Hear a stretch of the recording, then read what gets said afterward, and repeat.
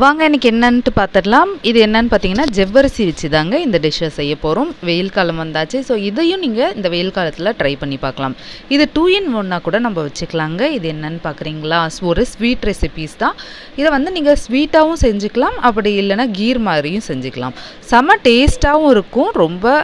ரொம்பவே ஈஸியான ரெசிபி. எப்பயுமே பார்த்தீங்கன்னா ஒரே மாதிரி செய்யறத விட கொஞ்சம் வித்தியாசமாக செய்யலாம் அப்படின்ட்டு செஞ்சு பார்த்தேன். அட்டகாசமாக வந்ததுங்க. கண்டிப்பாக நீங்களும் இதை ட்ரை பண்ணி பார்த்துட்டு எப்படி இருந்ததுன்னு ரிசல்ட் சொல்லுங்கள்.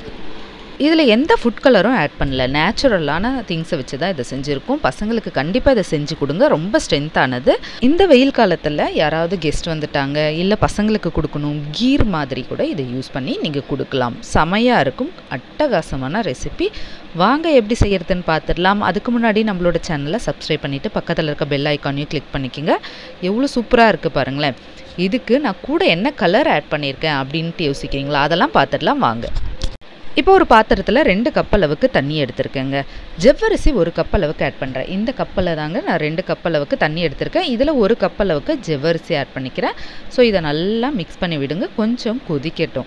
இது கொதிக்கிற போதே நம்ம வந்து கூட கொஞ்சமாக சால்ட் ஆட் பண்ணிக்கலாம். நான் வந்து கல்லுப்பு தாங்க ஆட் பண்ணிக்கிறேன். எந்த ஒரு ஸ்வீட்டுக்குமே கொஞ்சமாக நீங்கள் வந்து சால்ட் ஆட் பண்ணிங்கன்னா அந்த ஸ்வீட்டோட தன்மை வந்து இன்னும் நல்லா தூக்கி கொடுக்கும். டேஸ்ட்டும் சூப்பராக இருக்கும். அதே கப்பில் வந்து நான் சேமியாவை ஆட் பண்ணிக்கிறேங்க. நார்மலான சேமியா இருக்கும் இல்லைங்களா, நீங்கள் பாயாச சேமியா கூட ஆட் பண்ணிக்கலாம். எந்த சேமியானாலும் ஆட் பண்ணிக்கோங்க. கொஞ்சம் ஜவ்வரிசி வெந்த பிறகு, அதாவது ஒரு 1/4 வெந்த பிறகு இந்த சேமியாவை ஆட் பண்ணிக்கோங்க. இந்த மாதிரி நல்லா கொஞ்சம் மிக்ஸ் பண்ணி விட்டுருங்க. அடி பிடிக்கும். ஏன்னா ஜவ்வரிசி போய் அடியில் தங்கிடும். கொஞ்சம் நேரத்துலேயே இந்த மாதிரி நல்லாவே வெந்துருங்க.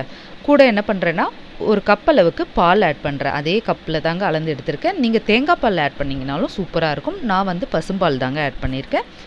ஸோ இதை நல்லாவே இந்த மாதிரி கலந்து விட்டுக்கலாம்.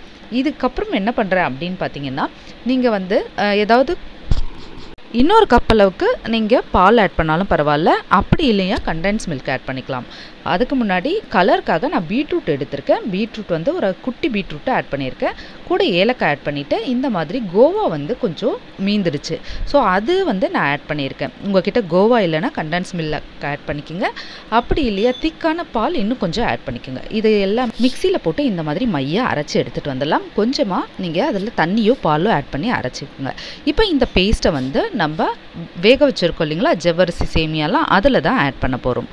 ஸோ நீங்கள் வந்து இதுக்கு கோவா கூட ஆட் பண்ணிக்கலாங்க. அதுவும் சூப்பராகவே இருக்கும். அப்படி இது எதுவுமே இல்லைன்னா வெறும் பால் மட்டும் கூட போதும். ரொம்ப சூப்பராக இருக்கும். நல்லா திக்கான பாலாக எடுத்துக்கோங்க. இதை நல்லா மிக்ஸ் பண்ணி விடும்போது உங்களுக்கு பாருங்கள் எவ்வளோ சூப்பரான ஒரு கலர் கிடைக்கிது. எந்த ஃபுட் கலரையும் ஆட் பண்ணாதீங்க. இந்த மாதிரி நேச்சுரலான கலர்ஸை நீங்கள் விரும்பி போனீங்கன்னா நம்மளோட உடம்புக்கும் நல்லது, அதே மட்டும் இல்லாத ரொம்ப ஆரோக்கியமானதும். இப்போ வந்து சர்க்கரை ஆட் பண்ணிக்கிறேன். அதே கப் அளவில் 2 கப் அளவுக்கு சர்க்கரை ஆட் பண்ணிக்கிறேங்க. ஒயிட் சுகரையும் தவிர்த்துடலாம்.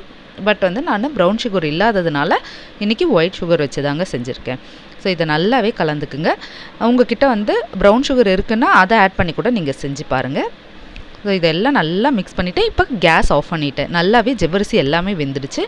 இப்போ ட்ரை ஃப்ரூட்ஸை தாளித்து இதில் ஆட் பண்ணிவிட்டு நம்ம நல்லா மிக்ஸ் பண்ணிக்கோங்க. இதில் வந்து பம்கின் சீட் கூட நீங்கள் ஆட் பண்ணிக்கலாம். பாதாம், பிஸ்தா, கிரேப்ஸ் எந்த விதமானதாக இருந்தாலும் ஆட் பண்ணிக்கலாம். இதில் வந்து நான் டூட்டி ஃப்ரூட்டியும் ஆட் பண்ணிக்கிறேன்.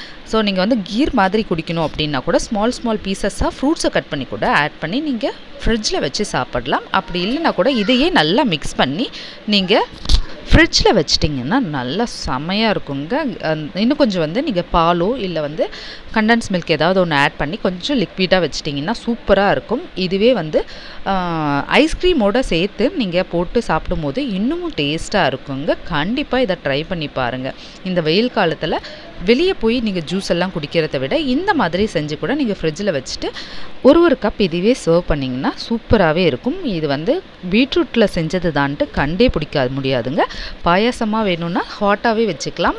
பீட்ரூட் பாயாசமாக இல்லை கீர் மாதிரி வேணும் அப்படின்னா ஃப்ரிட்ஜில் வச்சுட்டு அதுக்கப்புறம் சர்வ் பண்ணி பாருங்கள். செமையாக இருக்கும். குட்டீஸ்க்கு ஐஸ்கிரீம் வேணும்னா இந்த மாதிரி ஒரு கப் அளவு ஐஸ்கிரீம் ஆட் பண்ணிவிட்டு அதுக்கு மேலே இதை போட்டிங்கன்னா ஃப்ரூட்ஸ் எல்லாம் கட் பண்ணி போட்டுட்டிங்கன்னா உங்களுக்கு ஃபெல்லுடாவும் தயாராகிடும். ஸோ இது எல்லா விதத்துலேயும் அட்டகாசமாக இருக்கும். கண்டிப்பாக இதை ட்ரை பண்ணி பாருங்கள்.